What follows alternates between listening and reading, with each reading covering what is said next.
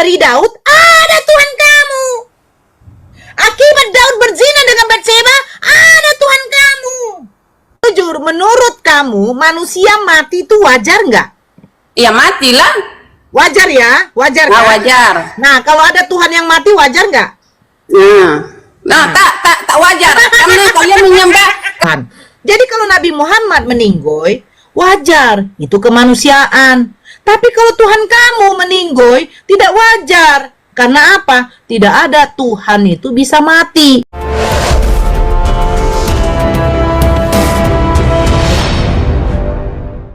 Kalaupun juga oke lah, kita buatlah iblis itu tidak diciptakan Tuhan.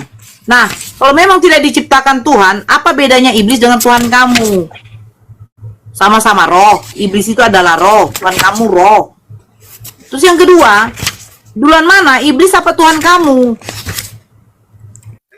Kau menyembah iblis apa menyembah Tuhan kau? Karena sama-sama ada mereka. Gitu loh.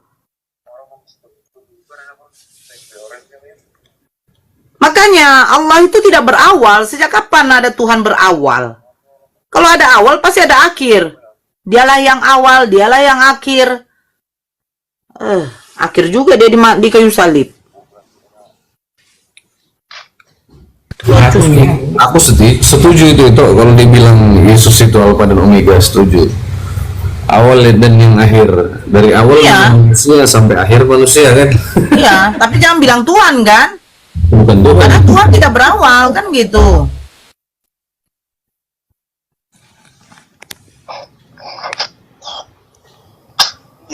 Jadi temannya buat Kan begitu kan? Kalau dia bilang Yesus adalah yang awal dan yang akhir, saya terima. Tapi jangan jadi Tuhan yang awal dan yang akhir. Bagaimana Tuhan berawal? Tuhan itu tidak berawal dan tidak ada akhirnya. Sebelum ada kata awal, sudah ada gitu loh. Jonathan badannya mulut semua. Aduh. Ini lagi ini si Ampi. Mana si Ampi? Ampi, kenapa kau turun, Dek? Ampi, kangen kali aku sama kau, Dek.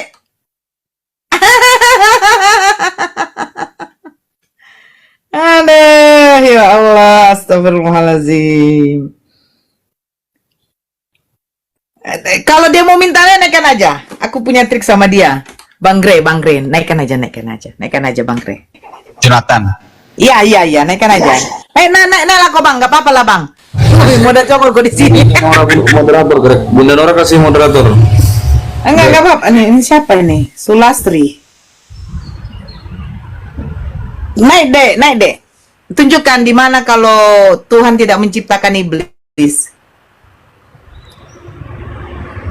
Ayo, Dek, naik. Jo.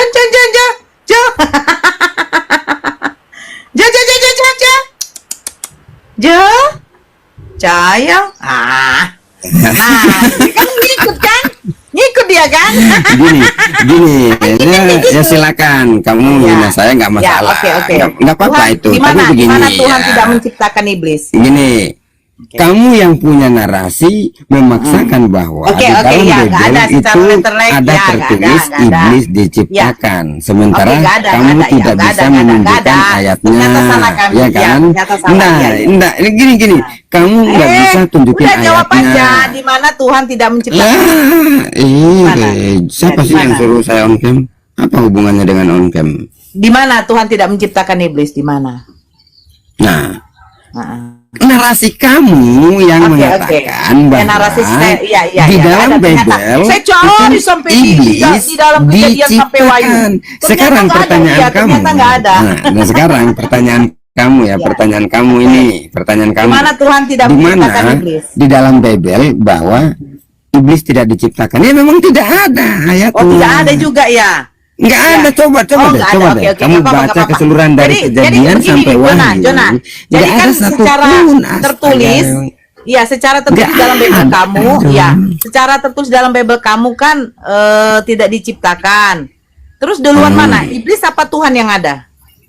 Loh, kamu bacakan datanya di mana? Ya, aku kan bertanya. Ayo. Kalau memang iblis tidak Iya, diciptakan, kamu tunjukin sebentar datanya. dulu. Sebentar Ini kan dulu. nama. Bentar. Begini loh, Jonathan, Kamu yang Jonathan. ngerocos malah bilang saya yang Jonathan. ngerocos. Ini kan kau bilang iblis tidak diciptakan oleh Tuhan. Nah, duluan mana, iblis apa Tuhan? Gini Nora, kau dengar ya. Kamu yang bilang di dalam Bible itu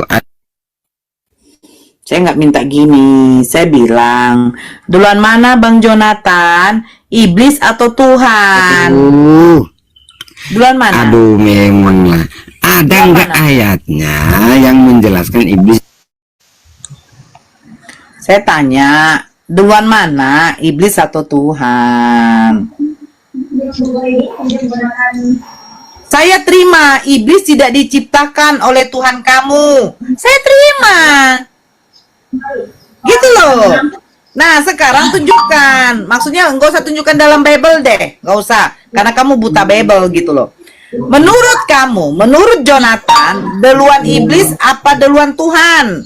Silakan. Ya jawab. nggak ada dong. Pertanyaan kamu itu kan nanti akan kembali kepada pertanyaan yang awal.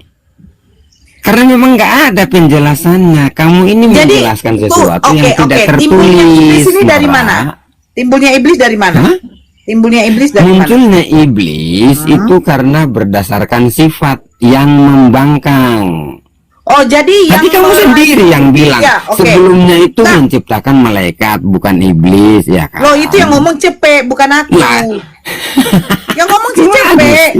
Si Cepe mengatakan iblis itu ada dari sebab Kamu dan ngakui akibat. enggak? Kamu ngakui itu enggak perkataan dari si Cepek? Saya tidak akui.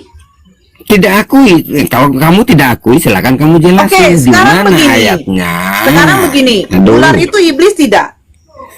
Ya astaga, itu kita sudah masuk ke ranah iblis itu apa? Yang dimaksud dengan iblis itu apa? Yang saya tanya adalah di mana datanya, di mana dalilnya bahwa iblis diciptakan menurut Bible, Bukan, menurut bukan.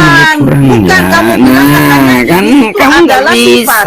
Benar nggak? Kamu bilang katanya iblis adalah Ya sifat. betul, betul. Oke, Karena dia apa? Di berwujud situ tidak? sudah ada yang melakukan, Oke, sudah sebentar. ada yang Dia melakukan berwujud tidak? pembangkangan. Sebentar dulu. Gini, Dia gini, berwujud gini, tidak? Nora. Tunggu dulu, tunggu dulu. Gini, Nora. Dia berwujud tidak? Iblis berwujud tidak?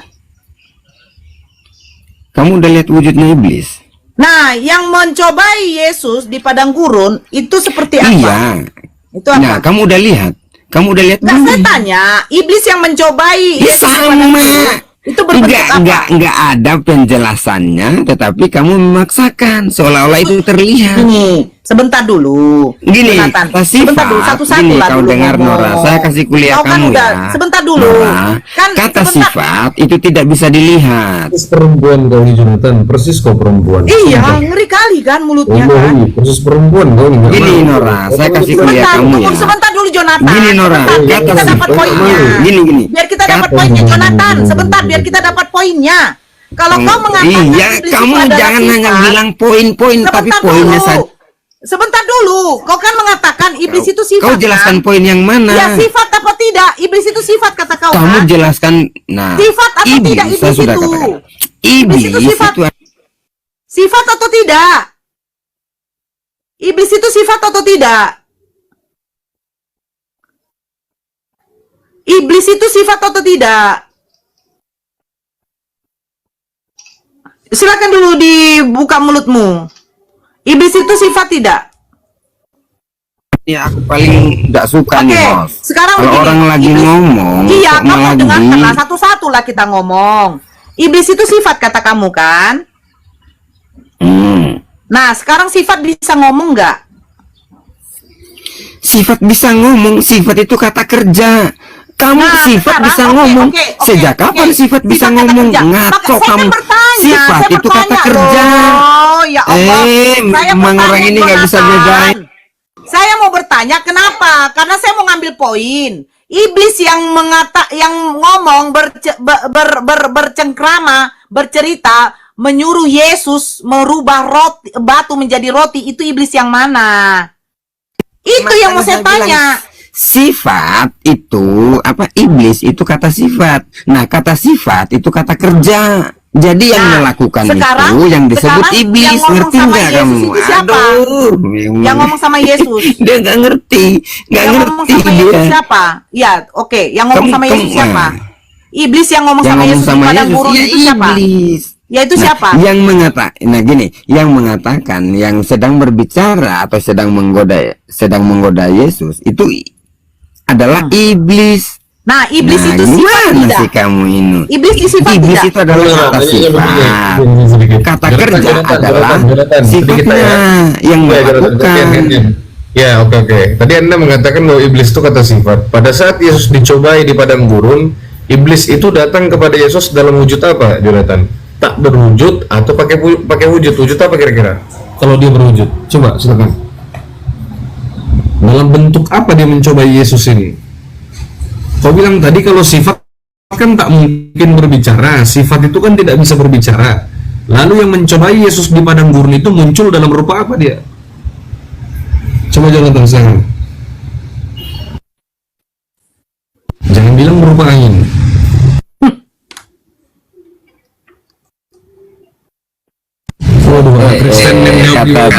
Gini kata Bebel ya. Kamu tuntut adalah iblis itu punya wujud, sementara saya katakan kata sifat. Yang ditanya, nah, itu yang bagaimana sih? Yesus, yang datang kepada Enggak, Yesus, gini, itu aja. Yang datang kepada Yesus ini dalam bentuk apa? Nora, datang kepada sudah Yesus. saya bilang dari awal ya, kalau kata sifat. Dah. Bodoh kau ini. Memang bodoh kan? Kalau dia nggak ada rupanya, bagaimana bisa iblis itu berdialog dengan Yesus? Bodoh. Astagfirullah. Kayak inilah kebotolannya. Nampak kan? Kristen tuh memang botol. Dia bilang iblis itu adalah sifat. Kata kerja. Kata kerja yang lagi kerja, lagi ngepel, lagi cuci piring, masak, ya kan itu iblis. Nah, masuklah ke dalam otak kau, sehingga kau menuhankan manusia. Manusia yang kau jadikan Tuhan ini, ternyata manusia embel-embel. Kenapa? Pada waktu dia lapar, dia datangi pohon ara, dia tidak tahu musim berbuah pohon ara. Ujuk-ujuk, dia kutuk. Manusia yang mengajarkan kasih, ternyata dia model seperti yang ada di pasar, porak-porandakan dagangan orang. Pernah saya baca berita, Satpol PP memberikan suatu peringatan. Tidak dilarang, tidak diperbolehkan berjual beli di bahu jalanan, akan menyebabkan kemacetan. Diberi peringatan. Ini datang ada yang mengajarkan kasih, masuk menggila dia. Lebih baik lagi pesawat PP ku tengok ini parah kali. Kan? Terus ada manusia ya yang katanya Tuhan, karena dia memiliki gelar Tuhan, suka-sukanya menyuruh dua muridnya mengambil keledai tanpa permisi. Katanya keledainya mau dikembalikan. Sampai ujung horok pun nggak ada dikembalikan. Baik-baik aja nya. Seolah-olah tidak bersalah. Ngawur.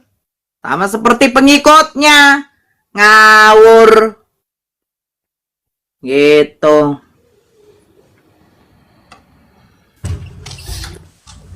Nih, ada pembela manusia ini yang disalibkan. Dah. Masih hidup Nora? Kau aja yang mati. Iya.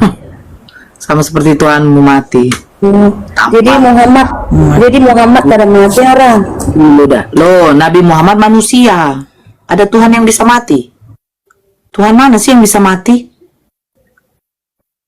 Dewanya orang Buddha dengan Hindu aja nggak pernah mati dewanya. Tapi kayak ini Tuhan mati. Ini kan kamu cakap, kamu bilang ini kan tanda. Jangan kau bisu-bisukan orang dari tadi, Nora. Dia tidak menjawab. Cara Dia menjawab, katakan, orang mau menjawab dari tadi aku tengok kalian bisa-bisa. bukan. Sekarang kau lain dulu, Jang. Aku tanya dulu sama kau. Iblis ini, iblis yang datang kepada Yesus dalam bentuk seperti apa, Sulastri? Jangan kau cakap, aku mau berbicara dengan kamu. Jangan potong-potong dulu. Kalau berbicara itu buka room itu, jangan saling menggeruduk kalian. Satu-satu lawan satu. Ini satu, orang pun tengok, orang pun bingung lah. Aduh. Masalahnya, waktu dia naik, lupa dia lepaskan kolor bininya. Bekas tadi malam dia membencing. Lupa dia lepaskan BH bininya. Itu masalahnya, gitu, Sulastri. Emang orang gak kayak gitu ya, kalau dengan suami ini lagi apa tidak buka seluar. Masalahnya gitu. Gondrong saya tidak pernah pakai. Berarti orang Nora tidak pernah pakai BH, Sulastri. Berarti dengar dulu Nora. Berarti Nora berhubungan dengan suami dari mulut ya. Kayak Muhammad itu 11 bini ya. Gini, kau janganlah menghujat Sulastri ya. Ini dunia teknologi, dunia digital. Jejak digital bisa dicari. Dari mulut.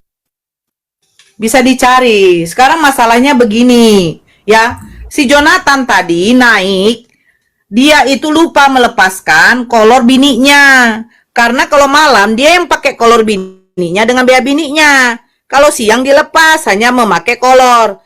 Nah, si gondrong saya, dia itu tidak pernah pakai HB, tidak pernah pakai sempak. Saya berapa kali galang donasi biar dia dibelikan sempak. Gitu loh.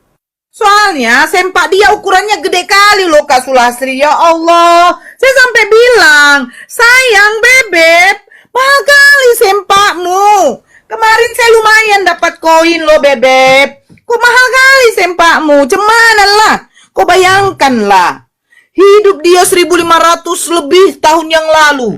Ukuran apalah dia? Ku carilah ukuran XXXXX L. Tetap juga Kak Sulastri. Itu makanya saya bilang, Jonathan itu tadi naik, lupa dia melepaskan kolor dengan BH istrinya, kakakku. Itu, ya. Sekarang Kak Sulastri jawab deh, ya. Iblis yang datang pada Yesus itu berbentuk apa? Silakan Kak, monggo. Kakak perlu lepas sempaknya ya, nggak perlu, jangan dilepas. Nanti kakak mau bersundal pula kayak di Amsal. Tapi heran kayak gini kan. Tempat Edi semua aku tengok orang yang buka komal, buka room, buka apa, dibiarkan dia berbicara. Namanya orang mau ini mute-kan takut ditanya. Ya, Saya tanya dulu kenapa lah si Muhammad ini bini istri sampai 11. Aku dengar dari yang mualaf itu siapa itu mualaf Batak itu dia kata kami orang Muslim ini Muhammad ini ada istri 11 karena dia punya burung hidup. Heran kan? Kenapa? Tapi aku dengar dulu. Kan kau bertanya sama aku Kak. Begini Kak, ya kan? Kalau dengar. Oke, diam dulu. Kan kau bertanya, kenapa Nabi Muhammad istrinya 11? Ya kan saya jawab. Nah, dia tuh berpikir Nabi Muhammad, saya pun juga beruntung. Kenapa? Takutnya nanti seperti ada manusia yang punya kelamin tapi tidak difungsikan. Ada. Iya kan? Ada. Terus yang kedua, dia mengikuti bagaimana Daud, Abraham, Ishak, Yakub itu juga berpoligami. Daud bahkan 600 istrinya. Salomo bahkan 1000 bininya. Nah, yang bersyukurnya kakak, akibat poligami dari Daud, ada Tuhan kamu. Akibat Daud berzina dengan Batseba, ada Tuhan kamu. Kau nggak tahu, kalau Daud tidak mengintip Batseba mandi, Yesus tidak akan lahir.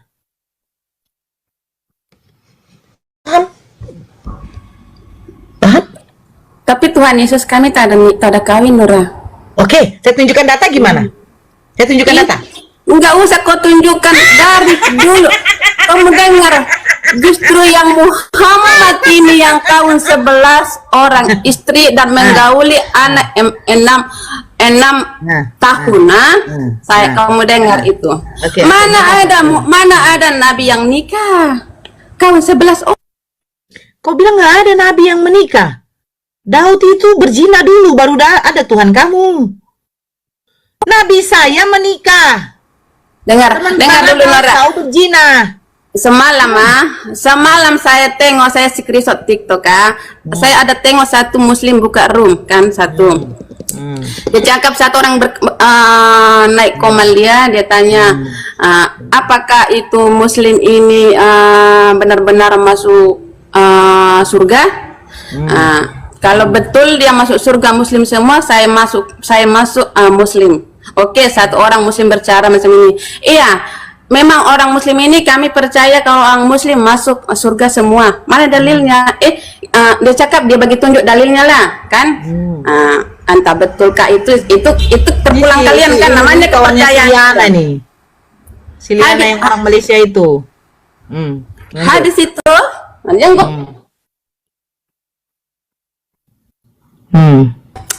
dia bilang kayak gini, kita masuk surga itu melalui Muhammad. Kayak mana kita masuk surga melalui Muhammad sementara Muhammad ini sudah meninggal? Si Muhammad aja pun tak boleh bebaskan dia dari dia punya diri. Udah meninggal. Kayak mana kita mau bebaskan melalui Muhammad? Melalui Muhammad dulu baru untuk kepada Allah. Macam mana caranya? Muhammad sudah meninggal, macam mana melalui Tuhan lagi, Allah lagi? Itu yang aku pertanyakan. Sementara aku tengok, aku sih tak pernah sih naik rumahnya, saya scroll saja lah. Saya tanya situ saja lah. Ini singkat aja ya, Sulas. Oke, saya singkat begini. Nabi Muhammad meninggal itu wajar nggak karena dia manusia? Wajar nggak manusia meninggoy? Ya itu saya tak tahu karena orang bilang sebentar Sulastri, kok kan aja tidak mau jujur. Begini pendaran lah. Tadi kan bertanya sama saya dari tadi diam loh. Oke. Nah, sekarang menurut kamu kalau manusia mati wajar nggak? Ya itu tak tahu saya karena kalian bilang itu Muhammad itu nabi. Loh, kamu jawab jujur. Menurut kamu manusia mati itu wajar nggak? Ya matilah. Wajar ya? Wajar kan? Wajar. Nah, kalau ada Tuhan yang mati wajar nggak? Tak wajar karena kalian menyembah katanya Muhammad. Sebentar. Sekarang begini, manusia mati wajar nggak? Wajar kata dia. Nah, sekarang Tuhan mati wajar nggak? Ya matilah Tuhan kalian si Muhammad itu, bukan suka mati kan?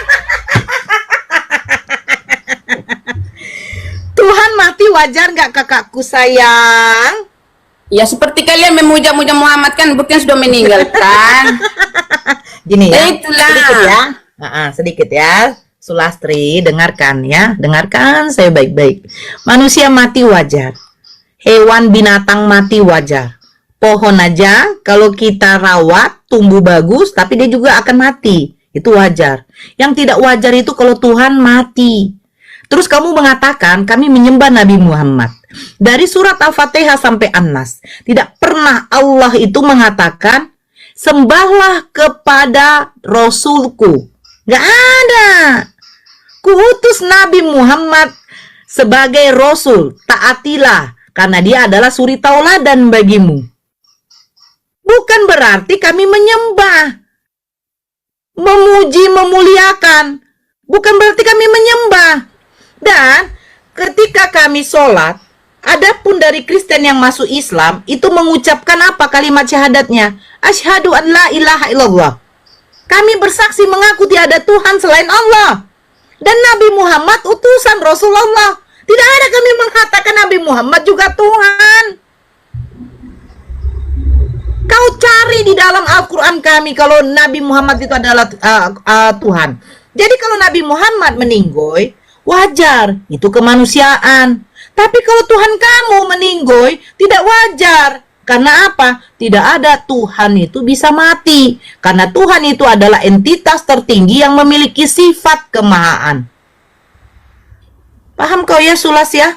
Belajar lagi lah Bu. Malu kali kau. Terus kayak gini Bunda Nora, setiap sore saya dengar orang mengaji, dia nyanyi kayak gini, Muhammadku, Muhammadku, dengarlah seruanku. Itu apa? Itu nggak mengaji, itu namanya bersolawat. Tapi kenapa dia cakap Muhammadku, Muhammadku, dengarlah seruanku, aku memuji-muji engkau, menyanjung engkau. Kenapa? Jadi bagaimana ketika saya memuji anak saya? Kenapa tak dibilang ya Allahku, dengarlah seruan kan? Apa kayak gitu kan lebih oke. Ini Muhammad sudah meninggal, kenapa lagi disembah?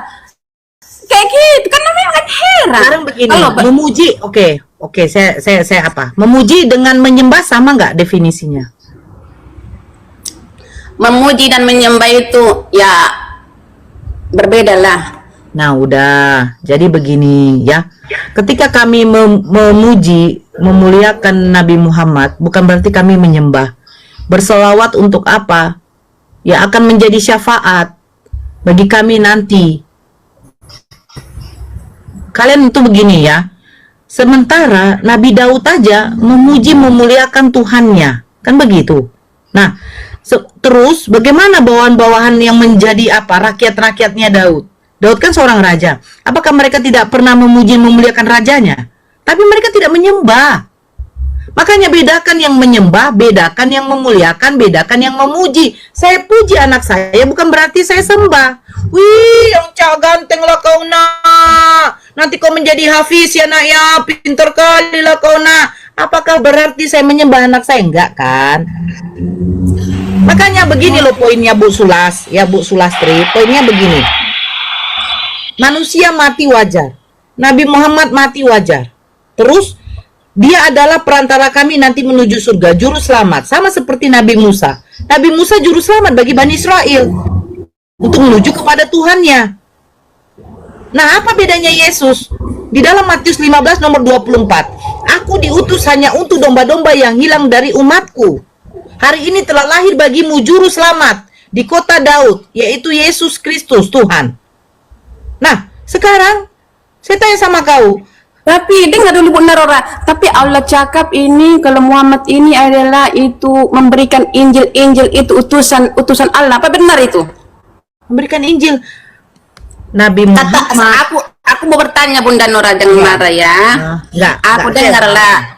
Aku pun banyaknya kawan saya Muslim. Aku bukannya apa, saya tanya lah kan. Kita bertanya, nggak salah kan Bunda Nora. Saya dengar ini kalau Muhammad ini utusan Allah. Apa betul itu? Iya. Kan makanya sementara bilang. Sementara ini Muhammad kawin 11 orang. Habis itu terkena sihir. Habis itu meninggal pun dia di dalam kubur. Kenapa dia nggak masuk surga? Nah, itu yang saya tanyakan. Oke, saya jawab ya, Bu Sulastri ya. 1. Nabi Muhammad, kenapa istrinya banyak?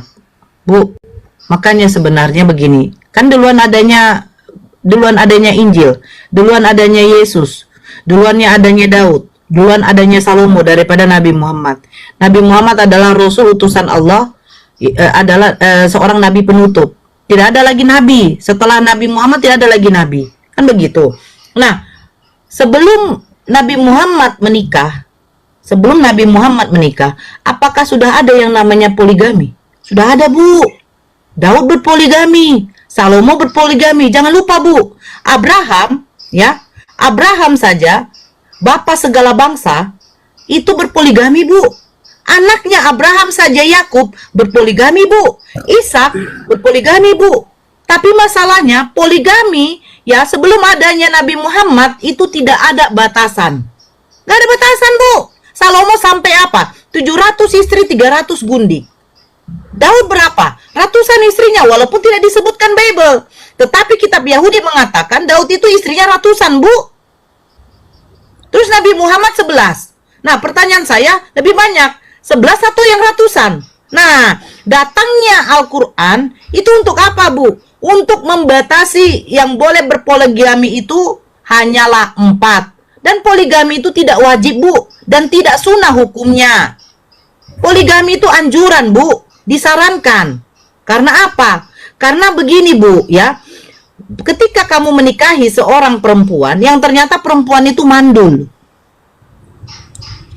Nah, bagaimana solusinya biar si laki-laki ini ada keturunan? Ya berpoligami. Poligami, Bu, bukan mengurangi, Bu. Kalau kata kalian apa yang dipersatukan Tuhan tidak boleh diceraikan manusia. Sejak kapan poligami itu menceraikan, Bu? Poligami itu menambah tanpa mengurangi. Tidak ada poligami bercerai, Bu, diceraikan istri pertama. Tidak ada poligami mengatakan kasihan istri pertamanya ya, dia nanti diceraikan karena mandul. Tidak ada, Bu. Poligami itu menambah tanpa menceraikan. Itu namanya poligami. Tapi kalau dia menceraikan istri pertamanya, dia menikah lagi kepada wanita lain, itu bukan poligami, itu menikah. Nah, terus yang berikutnya, Bu. Ya, yang berikutnya. Asal Ibu tahu, ketika Nabi Muhammad menikahi Siti Khadijah, Bu, Siti Khadijah bukan wanita muda, Bu. Dia seorang janda yang sudah berumur. Ya, terus ketika Nabi Muhammad, ketika Siti Khadijah meninggal, Bunda Khadijah meninggal, apakah di situ Nabi Muhammad langsung menikah? Gak ada, Bu. Dia monogami, Bu. Sampai berumur sampai berapa puluh tahun baru Nabi Muhammad menikah. Apakah ketika istri-istri Nabi Muhammad semuanya itu adalah orang-orang yang masih muda? Enggak, Bu. Janda-janda yang sudah berumur, Bu, yang suaminya pada waktu itu ikut berperang, Bu. Yang muda tuh hanya Siti Aisyah. Kenapa Siti Aisyah dinikahkan kepada baginda Rasulullah? Karena Siti Aisyah ya di sana itu terkenal dengan kepintarannya, Bu. Makanya hadis-hadis semua itu kebanyakan dari riwayatnya Siti Aisyah. Satu istrinya Nabi Muhammad yang perawan cuman Siti Aisyah. Nah, Siti Aisyah ketika dinikahi baginda Rasulullah berumur 6 tahun, di situ beliau pada waktu berumur 9 tahun sudah akil balik, Bu. Jangan Ibu samakan badannya perempuan Asia dengan badannya orang-orang luar negeri di sana, itu beda, Bu. Gitu, Bu, ya. Kalau Ibu mau menyerang pernikahan baginda Rasulullah, Ibu baca dulu sejarahnya. Abu Lahab saja, pamannya beliau yang begitu benci kepada Nabi Muhammad, tidak pernah menyerang pernikahan beliau. Gak ada, Bu. Mereka tidak menginginkan adanya peperangan. Mereka tidak menginginkan adanya Islam. Itu saja. Pernikahan baginda Rasulullah tidak menjadi suatu permasalahan. Gak ada. Aman-aman saja. Cuman herannya Kristen menyerangnya di situ. Tetapi tidak pernah membaca sejarah kakek nenek moyangnya Yesus, yang ternyata semuanya berpoligami tanpa adanya batasan. Gak ada batasan di Kristen berpoligami. Gak ada juga larangan berpoligami. Tunjukkan data 1 sama saya, Bu. Di mana Yesus mengatakan tidak boleh berpoligami. Apa yang dipersatukan Tuhan tidak boleh diceraikan oleh manusia. Ingat, Bu, poligami bukan menceraikan. Poligami bukan mengurangi, tetapi menambah. Nah, sekarang kalau dikatakan apa yang dipersatukan Tuhan tidak boleh diceraikan oleh manusia. Pertanyaannya, boleh nggak menikah lagi? Karena kan poligami bukan konsep bercerai, Bu. Poligami konsepnya menambah. Nah, silakan Ibu jawab yang bagian itu. Saya tadi sudah jawab pertanyaan semua ya. Pernikahan baginda Rasulullah itu bukan berdasarkan nafsu. Beda dengan yang sekarang. Karena apa? Istri-istri beliau itu adalah seorang janda yang sudah berumur. Cuman Siti Aisyah lah seorang wanita yang masih perawan dan muda. Silakan, Bu. Di mana datanya perempuan tidak boleh poligami? Ibu Nora, tapi saya tengok dekat dalil sini katanya Siti Aisyah itu yang kecil itu kan, yang umur 6 tahun tuh. Katanya nikah dengan Muhammad 6 tahun. Terus lagi ada kata orang 9 tahun. Mana yang betul? Ada dalilnya? Bu, kan yang meriwayat itu adalah Hisham bin Urwah.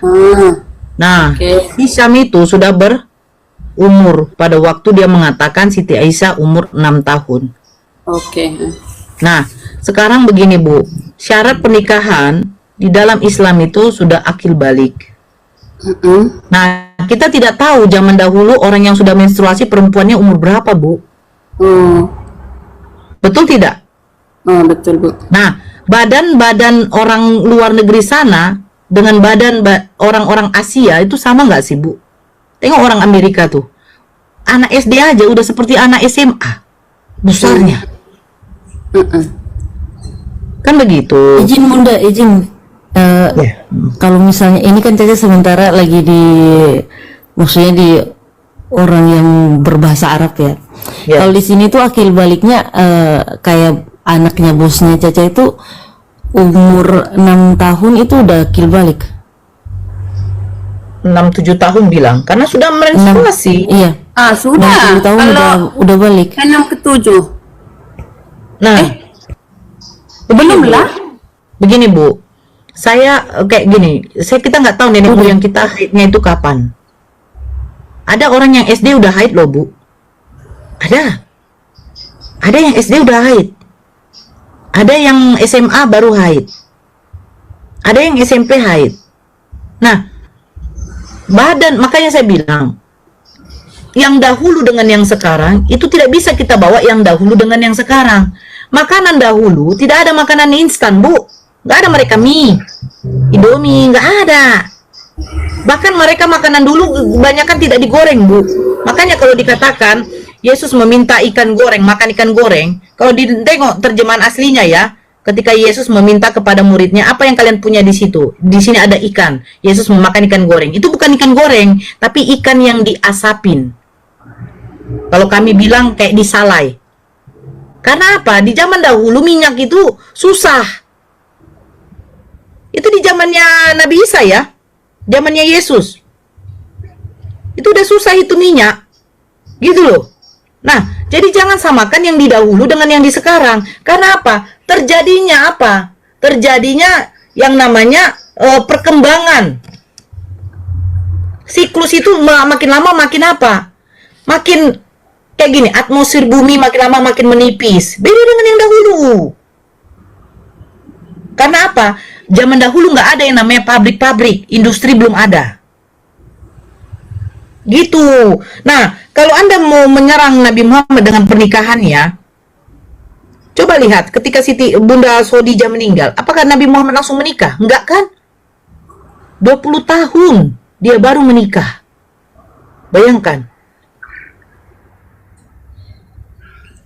Itu loh. Jadi jangan menyerang tuh dengan pernikahan, malu. Karena di jazirah Arab sana tidak ada pernikahan itu berumur sekian baru boleh menikah. Bahkan di dalam Bible pun, coba Bu Sulastri tunjukkan deh satu saja sama saya. Umur berapa sih yang boleh menikah kalau menurut Bible perempuannya? Maria aja berumur 12. Paling-paling di atas 15 tahun, 20 tahun kayak gitu lah. Jangan Bu bilang paling-paling, menurut Bible lah Bu. Kalau di dalam Islam, kalau orang itu sudah akil balik, udah bisa menikah. Nah, jangan menurut paling-paling Bu. Penjajahan zaman Belanda juga dulu Bu.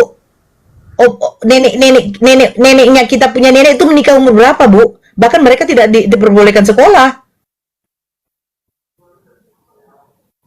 Gitu loh. Menurut Bible aja lah. Saya minta datanya di mana. Persyaratan pernikahan di dalam Bible itu perempuan harus berumur berapa? Jangan kira-kira Bu, itu perkiraan Ibu. Karena Ibu mengikuti hukum di Indonesia. Hukum di Indonesia dulu, sebelum adanya yang harus menikah berumur 17 tahun, umur 15 tahun aja udah menikah Bu. Itu hukum Indonesia. Sekarang aja baru ditetapkan. Boleh menikah tuh berumur 17 tahun dan mempunyai KTP. Sekarang aja. Dulu mana ada Bu? Penjajahan zaman Belanda mana ada Bu? Nah itu sekarang saya tanya Bu, di dalam Bible di mana syarat perempuan menikah itu berumur berapa? Biar tahu, biar kita korelasikan dengan Al-Quran atau hadis. Oh ternyata betul di dalam Bible pantas tidak boleh menikah umur 6 tahun karena di dalam Bible umur 12 tahun baru boleh menikah. Nah itu baru enak kita Bu. Di dalam Bible aja tidak tercatat perempuan menikah umur berapa. Tetapi herannya Kristen itu menetapkan hukum yang di dulu dengan hukum yang sekarang harus sama. Di Jazirah Arab sana itu tidak berlaku hukum di Indonesia Bu. Kisos ada nggak berlaku di sini? Mencuri potong tangan. Ada nggak hukum kisos di sini? Nggak ada Bu. Kalau kamu mau mengatakan Nabi Muhammad menikahi bocil karena baru berumur 6 tahun. Nah, sekarang kita ambil hukum di dalam Arab sana, terapkan di Indonesia. Hukum kisos, Bu. Mau nggak? Nah gitu. Karena apa? Di Jazirah Arab sana saja, Bu, tidak ada menetapkan harus berumur sekian, harus berumur sekian. Mereka persyaratan di dalam Islam sudah akil balik, udah bisa menikah. Nah, kalau Kristen umur berapa tahun, Bu, baru boleh menikah perempuannya, Bu? Dalam Alkitab memang, dalam Bible memang tidak tertulis. Nah, kalau tidak tertulis, apa syaratnya perempuan di dalam Kristen boleh menikah? Syaratnya jangan ikuti Indonesia, Bu. Karena Kristen itu bukan Indonesia. Kristen itu menyangkup seluruh dunia. Karena di negara lain banyak. Nah, apa syaratnya pernikahan di dalam Kristen perempuan yang boleh menikah? Kalau di dalam Islam yang sudah akil balik. Nah, kalau tidak ada umur berapa dipatok di dalam Bible, kalau gitu setidaknya syaratnya. Oh, perempuan itu sudah mengalami menstruasi, atau perempuan itu maaf kata sudah tumbuh bulu, atau perempuan itu yang maaf kata sudah tumbuh payudara. Maaf. Ini kan? Karena apa? Ketika perempuan sudah menstruasi, maaf, hormon-hormon itu akan sudah mulai berkembang, Bu. Sama dengan laki-laki, ketika dia sudah disunat, sudah tumbuhlah ininya, Bu, nanti. Suaranya udah mulai berbeda, udah mulai besar. Betul nggak, Bang Gre? Oke, kayak gini Bunda Rora. Itu aku selalu tengok Edis TV live kan. Dia selalu bilang pagi-pagi. Jawab pertanyaan Ibu. Aku ikut jawab dulu.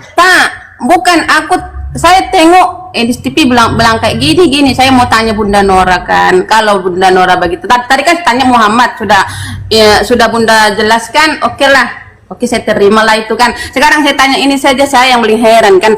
Kenapa pagi-pagi itu umat Muslim pagi-pagi ada setan dalam hidung kah? Dalam apa ya? Oke. Dalam hidung kah? Dalam telinga? Setan itu bukan ada dalam hidung aja, Bu. Ada di mana-mana setan. Oke. Makanya begini, Bu. Iya, setan tuh bukan ada dalam hidung aja, di mana-mana pun ada setan. Di mata kita pun juga ada setan, Bu. Contoh, ketika Ibu melihat orang tidak berbusana, kan setan itu, Bu. Iya kan? Nah, jadi begini, Bu. Kan Ibu tahu nih, setan di dalam lubang hidung. Bagi kami nggak masalah, Bu. Mau di lubang hidung, mau di lubang mata, mau di mata, ataupun di lubang telinga nggak masalah. Kenapa? Islam itu diwajibkan 5 kali berwudu, Bu. Bahkan, ya, dianjurkan sebelum tidur pun kita berwudu. Biar apa? Kita dalam keadaan suci ketika kita tidur. Oh. Nah, ketika berwudu, Bu, Ibu kan sudah lihat. Kita membasuh, membersihkan tangan, berkumur-kumur, ya kan? Baru masukkan air sedikit, hidungnya di apa? Karena apa, Bu? Itu untuk membersihkan. Nah, ketika kami bersin, kami disunahkan membacakan apa? Alhamdulillah. Karena apa? Bersin itu mengeluarkan apa? Kotoran dengan apa? Setan yang Ibu bilang. Tapi yang saya heran ini, Bu, di dalam Ayub 27 nomor 3, dikatakan roh Tuhan Ibu tuh ada di dalam lubang hidung. Itu gimana, Bu? Maksudnya? Ya, coba Ibu baca di Ayub 27 nomor 3, Bu. Bang Gre bisa baca, Bang Gre? Mana dalilnya coba? Saya pun tadi buka Bible di sini. Ya nggak apa-apa, Bu. Coba Bang Gre, Ayub 27 nomor 3. Di mute, itu di mute. Oke, siap.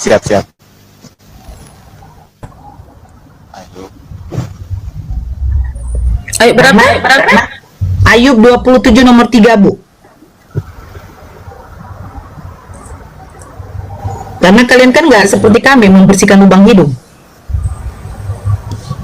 Oke. Dibacain, Bun, ya? Ya.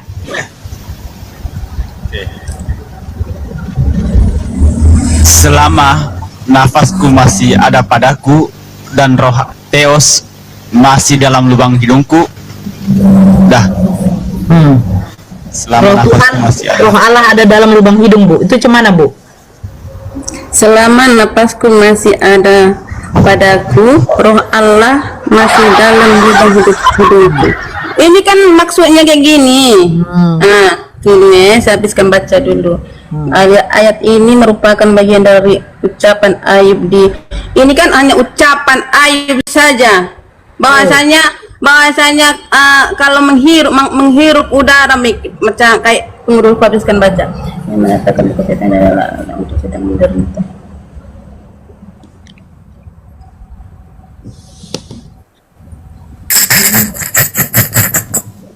Mama sayang. selama nafas masih ada dalam hidupku dan roh Allah di dalam lubang hidungku. Makanya ini Edis tidak berkaca kepada Bibelnya sendiri. Kalau Kayak gini Mas, bukan Bunda Nora. Ya. Selama napasku masih ada padaku, selama ada katanya dalam badan dia, Tuhan selalu ada untuk dia. ya, dan Tuhan ada di dalam lubang hidung. Tuhan masih ada dalam hati dia. Itu Dalam maksudnya. hati, ya. Terus di dalam lubang Di hidung sini kan apain, Bu? di sini dia kan di sini kan dia tak ada apa, dia tak ada bilang apa-apa. Selama napasku masih ada padaku, Dan roh dan roh Allah masih ada dalam hidupku. Enggak, dalam diganti, Bu, di dalam lubang hidung. Maksudnya, Ibu Nora ini, Saya tidak apa. aku hanya membaca. Bukan, Bunda Nora, saya perjelaskan ini karena saya Kristen kan, saya bagi tahu kan. Bunda Nora kan tak mendalami. Bunda Nora kan hanya mendalami agama Bunda Nora. Jadi kan saya mendalami, saya punya Kristen, agama. Bu. Terus saya Kristen, mengertikan Bu. lah. Saya dulu Kristen, Bu. 20 tahun saya di Kristen, Bu. Itulah makanya Bunda Nora tak mendalami habis Karena kan. saya tidak mau roh Tuhan saya berkumpul dengan upil saya, Bu. Itulah maksudnya, karena Bunda Nora ini tak tentu arah, kayak gitulah macam tak betah. Kita ini bukan 1 tahun 2 tahun mendalami langsung paham semua kan, bukan Iya, langsung paham 20 habis tahun semua kira-kira udah tata cukup kerama lama atau orang. tidak, Bu? 20 tahun. Kayak Bunda Nora lah, aku tak tahu kan. Saya bertanya Bunda Nora, Bunda Nora bagi tahu saya kan, saya belum tentu langsung 100% langsung terima pendapat kan. Saya ambil sedikit positifnya saja kan. Nah, Kayak begini, gitu Bu. lah. Tadi kan Ibu mengatakan, Edis mengatakan, kenapa pagi-pagi ada setan di dalam lubang hidung umat muslim? Saya tidak mengatakan, oh tidak ada. Saya mengiyakan, Bu. Saya mengiyakan. Makanya kami diwajibkan subuh itu bangun untuk menyucikan, membersihkan, biar kami bisa melaksanakan sholat wajib kami subuh. Nah, zuhur kami bersihkan lagi, Bu. Asar kami bersihkan lagi, Bu. Maghrib kami bersihkan lagi, Bu. Isya kami bersihkan lagi, Bu. Diwajibkan kami, Bu. Tidak sah sholat kami kalau wudhu kami juga itu tidak sempurna, Bu. Nah, sekarang begini, Bu, keluarlah setan itu kan selama 5 kali kan. Nah, kadang, aduh, yang ini di-mute dulu. Kadang kami bersin, Hasin, kami disunahkan membaca apa? Alhamdulillah, sudah keluar itu setan. Nah, masalahnya ada roh Tuhan di dalam lubang hidungmu, Bu. Bagaimana itu, Bu? Lubang itu penuh kotoran loh. Kotoran ini, teh upil. Nah, itu gimana, Bu? Bunda Nora maksudnya begini kan, meskipun ada di lubang hidung muslim Kristen itu setan, tetapi roh Tuhan itu masih ada menempel dalam hati setan dia. Beda iblis, Bu, beda. Roh Ini kan dalilnya.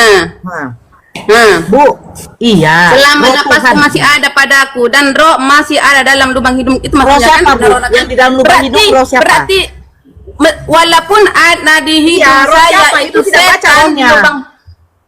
Roh siapa? Yang di dalam lubang hidung Ibu? Kan Ibu Nora tadi bilang kan itu setan ada di mana-mana.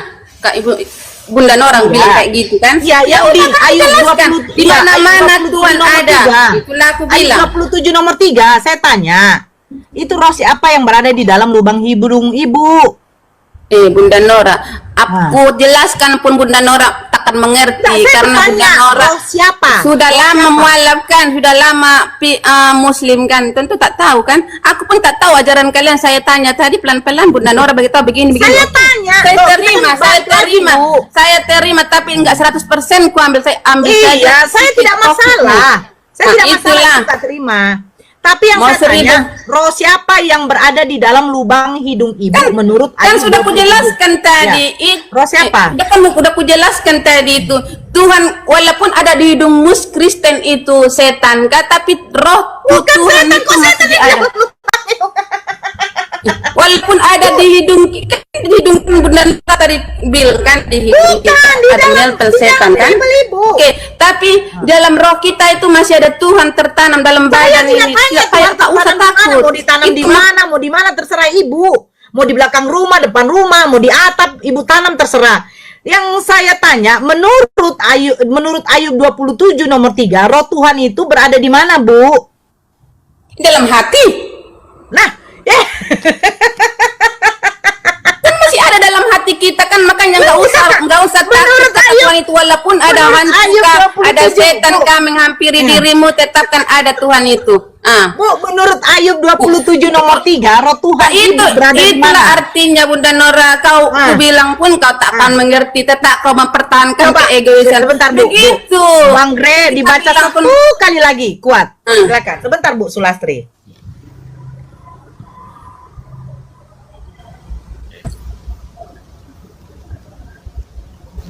Selama nafasku masih ada padaku dan roh Allah masih di dalam lubang hidungku. Nah, pertanyaan saya, lubang hidung dengan hati itu sama nggak? Ibu mengatakan, roh Tuhan kami tertanam di dalam hati. Menurut Ayub 27 nomor 3, roh Tuhan Ibu berada di dalam lubang hidung Ibu, berkumpul bersama upil dan bulu hidung. Ingus ada lagi, Bu. Apalagi kalau kita lagi pilek, udah mau sembuh ada hijau-hijaunya, Bu. Jangan dikeluarkan, Bu. Keluar roh Tuhan. Bahaya, Bu. Takkan ngerti kau macam apa dia beli, kita bagi tahu pun tak mengerti. Bukan begitu, Bu. Terus Kalau saya, seandainya ada yang kentut, Bu, ada yang kentut. Bunda itu Nora bahaya, kan Bu. tak teri, Bunda Nora, saya tanya lah dulu Bunda Nora, saya tanya lah. Tunggu dulu, Bu. Saya jelaskan dulu, Bu, ya. Saya tanya lah dulu Bunda Nora. Saya tanya lah dulu, Bu. Tunggu dulu, Ibu dari tadi bertanya loh. Ibu ini dari tadi bertanya. Pertanyaan saya Ibu tidak jawab. Di mana batasan persyaratan perempuan Kristen boleh menikah? Kalau memang tidak ada umurnya ditentukan di dalam Bible. Ibu tidak jawab. Di mana datanya tidak boleh berpoligami? Ibu tidak jawab. Nah, Ibu bertanya terus, terakhir saya bertanya, ya kan? Ibu juga tidak mau menjawab. Roh siapa yang berada di dalam lubang hidung? Dibacakan lagi adalah roh Tuhan. Nah, sekarang begini, Bu, kita cara logika lah ya, logika. Kalau roh Tuhan ada di dalam lubang hidung, ketika ada orang yang kentut, itu bagaimana, Bu? Kasihan lah, roh Tuhan juga ikut mencium. Kurang ajar, bau nih, siapa yang kentut ini? Kan begitu, Bu. Mana, Bu? Iya kan? Astagfirullahaladzim, ya Allah. Ini Bible atau apa nih, Bu? Hina kali. Bisa pula roh Tuhan di dalam hidung. Udah tahu hidung itu tempat kotoran loh, Bu. Najis loh. Kotoran itu. Teupil ada di dalam, Bu. Bukan najis. Teupil ada di dalam. Karena teupil bukan najis. Gimana tuh, Bu? Silakan, Bu. Dia lagi. Ini merepet nanti nih. Tinggal merepet dia nih. Bunda Nora kan sudah ku bilang tadi, ku jelaskan pun Bunda Nora tak terima. Tak terima, oke. Ya, oke. Bagaimana? Kita tak sama-sama tak terima kan. Aku kayak mana lah, aku itu terserah Ibu. pen saja lah. Ya, Tapi itu aku terserah tanya lah dulu kan. Tanya Kenapa kenapa Muhammad atau entah Allah kah, entah siapa, aku tak tahu lah kan. Yang jelas aku tengok ada dalil kan. Kenapa disuruh waktu dulu-dulu lah, mula-mula sakit orang Kristen, orang Muslim, dia minum air kencing unta. Kenapa Tuhan suruh pengikutnya minum kencing air unta? Kencing air unta itu kan kotor, menjijikkan bagi umat Muslim kan? Iya. Oke. Udah, Bu?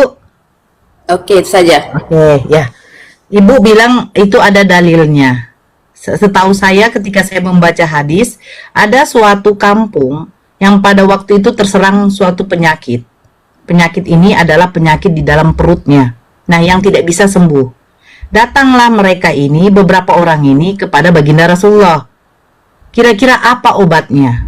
Bu, di zaman dahulu tidak ada teknologi canggih sama seperti sekarang. Ya, tidak ada, Bu. Kenapa? Karena di zaman dahulu itu serba apa? Serba herbal, Bu, yang alami. Nah, baginda Rasulullah mengatakan kepada orang-orang yang pada waktu itu datang apa? Pergilah kalian cari pengembala unta. Tapi masalahnya Edis memotong hadis itu apa? tampunglah air kencingnya dan campurkanlah dengan susu. Susu, Bu. Itu diminum. Itu ada hadisnya. Memang betul. Tapi baginda Rasulullah itu tidak menyuruh, tidak mewajibkan, menganjurkan. Kalau yang namanya anjuran, Bu, mau diterima tidak, mau diterima monggo, diterima alhamdulillah. Karena apa? Karena mereka sudah lama penyakit itu tidak sembuh-sembuh. Akhirnya datang. Apalah yang bisa menyembuhkan kami, wahai Nabi Muhammad, wahai Rasulullah, kan begitu. Dulu mereka nggak panggil Rasulullah. Nah, pergilah, carilah pengembala unta, ambillah, tampunglah air seninya, campurlah dengan apa? Dengan susu, minumlah. Terus apa yang terjadi? Orang-orang itu pada waktu itu sembuh mereka, Bu. Bukannya tidak sembuh. Nah, tapi yang saya herannya, di dalam Lukas 16, Bu, di dalam Lukas 16 nomor 15 sampai seterusnya, Yesus mengatakan begini, ya. Siapa yang menerima aku sebagai juru selamat dan memberi dirinya dibaptis, sekalipun ia minum racun maut, dia tidak akan celaka.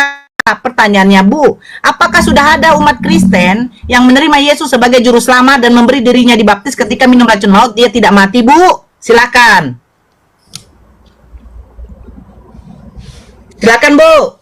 Ini kan kemarin saya tantangan sama Edis. Saya akan minum air kencing, jangankan unta, air kencing anak saya akan saya minum, tetapi kau minum racun maut. Karena apa? Dikatakan Yesus, ya, siapa yang tidak percaya, dia yang akan, dia tidak diselamatkan. Tetapi siapa yang percaya akan diselamatkan. Memberi dirinya dibaptis dan mempercayai Yesus sebagai juru selamat. Kan itu kata Yesus di dalam Markus 16, Bu. Nah, inilah tanda-tandanya bagimu, bagi orang yang percaya. Sebentar, Bu, saya selesaikan firman Tuhan Ibu. Apa tanda-tandanya? Sekalipun kau minum racun maut, kau tidak akan celaka. Nah, sementara orang yang datang kepada Nabi Muhammad ketika mereka mengalami penyakit yang tidak sembuh-sembuh, Nabi Muhammad menyarankan meminum kencing unta dicampur dengan susu. Ternyata orang itu sembuh, Bu. Ternyata sembuh. Berarti obatnya manjur. Nah, sekarang Yesus sendiri yang ngomong, memberi dirimu dibaptis, menerima Yesus sebagai juru selamat, orang yang percaya akan diselamatkan. Bagaimana tanda-tanda bahwa menerima Yesus sebagai juru selamat akan diselamatkan? Sekalipun kau minum racun maut, tidak akan celaka. Nah, Ibu, apakah sudah ada? Bentar, Bu. Apakah ada pendeta yang membuktikan minum racun maut tidak akan celaka, Bu? Silakan. Kalau hadis yang tadi saya sudah buktikan bahwa orang yang minum kencing unta dicampur dengan susu, ternyata mereka sembuh. Nah, ada nggak pendeta satu saja tunjukkan datanya sama saya, video? Ingat dulu pendeta, nanti saya jawab itu. Saya ini habiskan dulu. Bu, ini kan aduh, gimana sih, Bu? Aku bertanya Bunda Nora, bagi tahu kan saya bukan belum terima, saya tanya dulu, Ma. Oke, saya bacakan hadisnya ya. Habis tadi Bunda Nora bilang Allah itu boleh segala-galanya. Bu, jangan dulu, Bu. Ibu mengatakan Ibu nggak terima. Tapi kenapa lagi Muhammad suruh minum kencing onta sementara ada Allah di atas yang memberikan kita itu masuk surga? Kenapa enggak Allah yang turun menyembuhkan? Kenapa harus minum kencing onta? Padahal orang Muslim minum air kencing onta, minum air kencing onta kan menjijikkan tuh bagi orang Muslim kan? Kenapa bukan Allah yang menyembuhkan? Kenapa mesti Muhammad suruh minum kencing onta lah dulu? Bu, Ibu, itu hanya wasilah, sama seperti kita minum obat. Coba Ibu baca dulu tuh yang di layar, Dua Raja-Raja 18:27, dibaca dulu, Bu. Coba dibaca, Bu.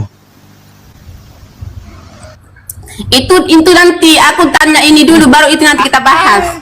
Udah tak baca ini. Kenapa? Ya. Tanya Allah itu ya, dia dulu, Bu. Saya baca hadisnya apa segala macam, mesti minum air kencing. Kayak mana, Ibu? Hadisnya. Sebentar, Bu. Ibu kan bilang tidak terima. Ini tercatat hadisnya, Bu. Oke. Hadis minum air kencing unta yang dimaksud berasal dari riwayat Ibnu Abbas. Rasulullah SAW bersabda, Sesungguhnya biar mendengar. Sesungguhnya dalam air kencing unta, air kencing dan susu unta, ingat, itu terdapat obat penyembuh bagi penyakit pada perut mereka. Hadis riwayat Ahmad. Dalam kitab Sunan At-Tirmizi terdapat hadis yang berasal dari Al-Hasan bin Muhammad Az-Zafarani, dari Affan, dari Hamad bin Salamah, dari Humaid, Sabit dan Qatadah, dari Anas, ia berkata, nih, Sesungguhnya beberapa orang dari Uraina datang ke Madinah. Lalu mereka demam karena cuaca dan kondisi kota Madinah. Kemudian Rasulullah SAW mengirim mereka menuju tempat unta sedekah dan beliau bersabda, minumlah kalian susu dan air kencingnya. Susu dan air kencingnya. Terus, dalam buku Rahasia Sehat Berdasar Sunnah Rasulullah karya Ridwan Abdullah Sani terdapat penjelasan bahwa banyak tabib yang menggunakan susu dan air kencing unta sebagai penyembuh berbagai penyakit. Seperti yang dijelaskan pada hadis di atas bahwa air kencing unta juga dapat dijadikan sebagai obat sakit perut. Meski air kencing unta dapat berkhasiat sebagai obat, muslim tetap dilarang untuk mengkonsumsinya. Karena apa? Karena sekarang sudah ada penyembuhan yang memakai alat-alat canggih, Ibu. Gitu loh. Kalaupun Rasulullah SAW pernah memerintahkan seseorang minum air kencing unta, perlu adanya penjelasan lebih lanjut agar tidak berbenturan dalil. Berikut beberapa. Kemungkinan pertama, yakni keadaan darurat. Bisa saja hal itu dibolehkan sebab tidak ada jalan keluar lain pada saat itu, kecuali hanya dengan minum air kencing unta. Karena darurat maka sifatnya sementara. Sementara, kalau ada obat yang lain. Jadi secara nalar, jangankan cuma air kencing unta, makan B2 sekalipun dalam situasi darurat akan berubah sementara menjadi halal. Namun, begitu kondisi darurat sudah berlalu, bangkai B2 itu menjadi haram kembali. Nah, sekarang yang saya tanya, di dalam Bible kamu, nih saya bacakan ya. Naikkan lagi yang lain apa, Abang? Saya bacakan ini. Kalau diskusi itu pakai data, Bu. Ibu dari tadi kan nggak pakai data. Markus, mana dia? Mana dia tuh? Apa dia lagi masak? Nih, Markus 16. Saya bacakan ya, Markus 16. Nih, apa dikatakan? Lalu ia berkata kepada mereka, pergilah ke seluruh dunia, beritakanlah Injil kepada segala makhluk. Siapa yang percaya dan dibaptis akan diselamatkan. Tetapi siapa yang tidak percaya akan dihukum. Tanda-tanda ini akan menyertai orang-orang yang percaya. Mereka akan mengusir setan-setan demi namaku. Mereka akan berbicara dalam bahasa-bahasa yang baru bagi mereka. Mereka akan memegang ular. Dan sekalipun mereka minum racun maut, mereka tidak akan mendapat celaka. Nah, pertanyaannya, ada nggak satu pendeta saja yang membuktikan ketika minum racun maut itu tidak celaka, Bu? Itu, Bu. Kemana, Ibu? Dari tadi Ibu nih, roh Allah aja dia ingkar di dalam lubang hidung. Di siapa dulu, Bang, yang baru masuk?